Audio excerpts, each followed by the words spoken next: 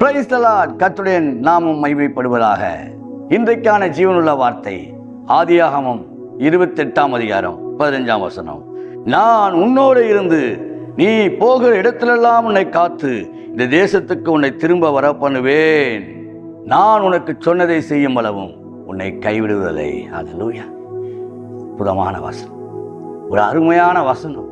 யாக்கோபுடைய வாழ்க்கையிலே தேவன் இடைப்பட்டு தன் வீட்டை விட்டு புறப்பட்டு போகிற வேளையிலே கர்த்தர் அவனுக்கு இடைப்பட்டு பேசிய வார்த்தை, நான் உன்னோடே இருந்து நீ போகிற இடத்திலெல்லாம், இன்றைக்கு நீங்க போகிற வருகிற இடங்களெல்லாம் உங்களுக்கு முன்பாக தேவன் செல்லுகிறவராயிருக்கிறார்.